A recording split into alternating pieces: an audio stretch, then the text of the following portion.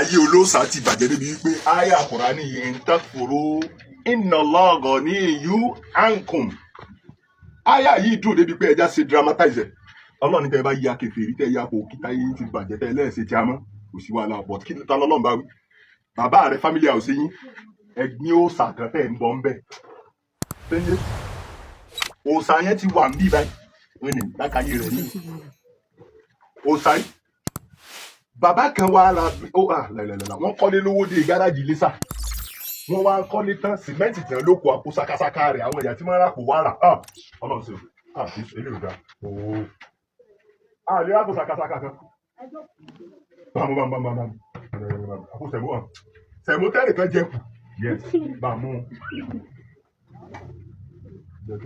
ìdọ̀tí náà níta fẹ́ẹ́ fi kó sẹ̀mó tẹ́lẹ̀ kan jẹ́ kù wọ́n ju láìlọ́ọ̀ rẹ̀ lẹ́yìn wọ́n wá sà ilé bàbá rẹ̀ tó ti ń bọ òòṣà tẹ́lẹ̀ òòṣà ní lákàáyé òsùnmọ̀ dàbí ṣé wọn náà máa fi ràn wọ́n ọwá mú ọwá fẹ́ kókó ilé bàbá yín family house yín ọlọ́mú mọ̀ sí alú lórí ibú family house bàbá rẹ̀ tó ti fẹ́ kókó ọwá mú àpò sakasaka tí àwọn mò fi dá àwọn abùdó wákìlì bàbá wọn ló ra àpò sẹ̀mó ìwálé o ọwá mú òkúta yẹn ilé kùrùkùtù tí wọ́n kọ́ ọwá ṣẹ̀ṣẹ̀ gbé bàbá rẹ̀ ọwá dùnú àpò sakasaka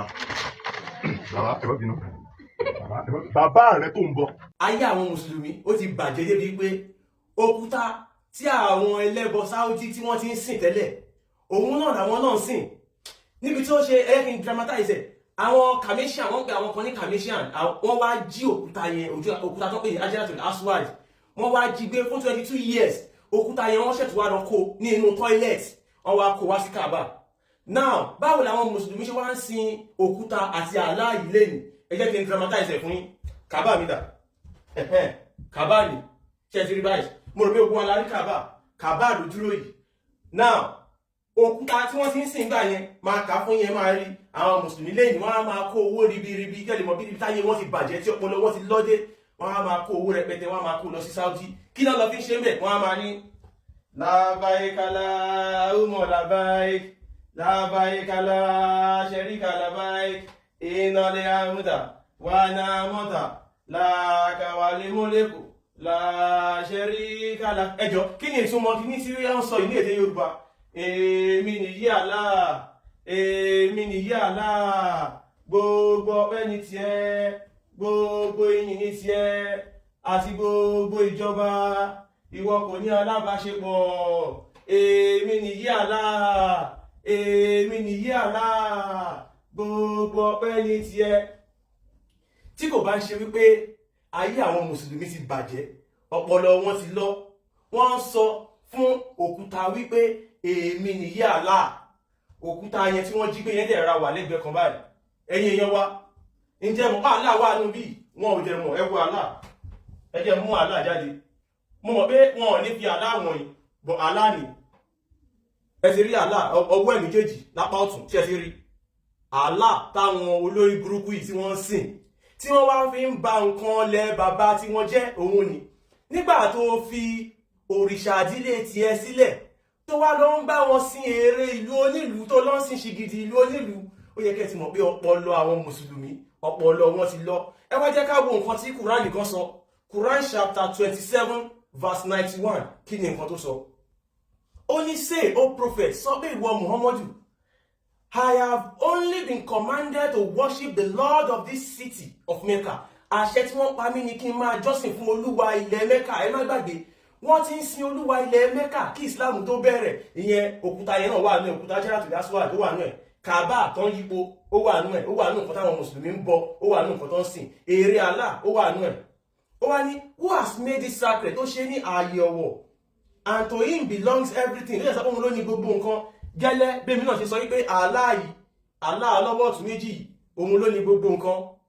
báwo lè ṣe fẹ́ mọ̀ kílèmù lásán ni inú Kùránì náà kọ sí irọ́ lásán ni Allah ò ní kò dá kankan gbogbo ọ̀rọ̀ tá à ń ká yìí sìn Muhammadu ló sọ bọ̀ wọ́n sọ pé Allah ló sọ irọ́ lásán.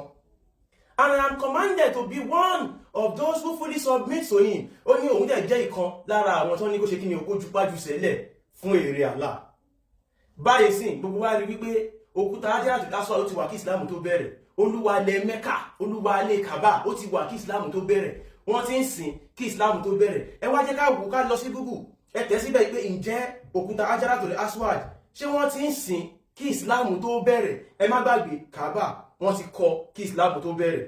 Òkúta Hajaratul Aswad mo béèrè pé ǹjẹ́ wọ́n ti ń sìn òkúta yìí kí Islam tó bẹ̀rẹ̀.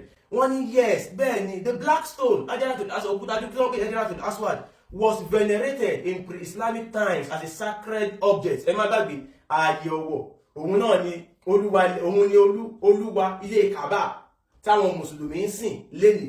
Òkúta yìí náà wà nínú àwọn olúwa yẹn tí wọ́n ti ń sìn lánàá kí Islam tó bẹ̀rẹ̀. Àwọn olórí burúkú ọlọ́pọlọ yòrò yìí wọ́n ṣe ń sìn lénìí wọ́n dẹ̀ ń lọ gbogbo bó ṣe ń ṣe èmi nìyí Allah wọ́n ti ń ṣe kí Islam tó bẹ̀rẹ̀. Allah ère ni tó wà nínú Kaaba tó ní ọwọ́ ọ̀tún méjì wọ́n ti ń sìn kí Islam tó bẹ̀rẹ̀. Gbogbo àmọ́ ìpè tí kò bá ṣe pé ó nídìí ọpọlọ àwọn ará bíi ọpọlọ wọn ò bá pé. Wọ́n ní mo wá béèrè pé ǹjẹ́ wọ́n ti fìgbà kan jí òkúta Hajaratul Aswad gbé. Wọ́n ní bẹ́ẹ̀ ni wọ́n ní the Hajaratul Aswad was stolen in January 930 CE.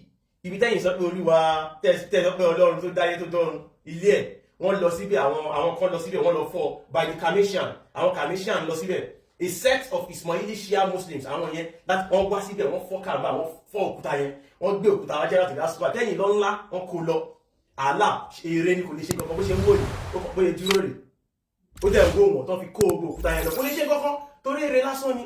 Ó wá ní they took the black stone to their base in Hajra and it was returned 22 years later. Wọ́n jí òkúta yẹn gbé for complete 22 years. Allah ò lè ṣe kankan wọ́n sì lọ fo owó níbi tí náà lọ fi gbà padà.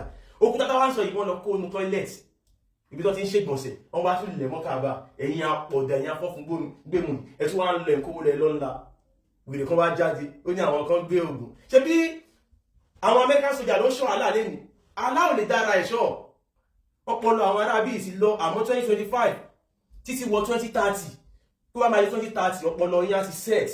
Mo mọ̀ pé gbogbo bó ṣe ń ṣe lára yẹn ó rí bákan lára yín pé Islam ti cast ẹ̀ wá ń sáré olórí burúkú ló ń ṣe Islam àṣà àti ìṣe lárúbáwá ni àwa ò lè kí ń ṣe ọmọ lárúbáwá ẹ̀rí wa kọ èdè lárúbáwá kọ àwọn ọmọ tó yẹ kẹ́ lọ kó sẹ́nu iṣẹ́ tó yẹ kọ́ lọ máa kọ́ṣẹ́ ẹ wá ń kọ́ wọn ní àṣà àti ìṣe lárúbáwá ẹ fi àṣà àti ìṣe tọ̀dọ̀ sí yín lẹ̀ ẹ fi òrìṣà àdílé ti yín lẹ̀ ẹ wá lọ ń bá wọn sin olúwa ilẹ̀ Mẹ́kà ẹ fi olúwa ilẹ̀ tọ̀dọ̀ sí yín ẹ fi lẹ̀.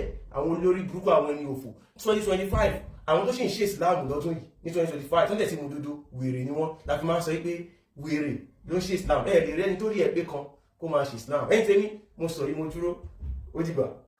This is Oodua TV Watch. Don't forget to subscribe, comment your opinion, like, comment and share so that other people can get access to what you enjoy on our channel. Thank you.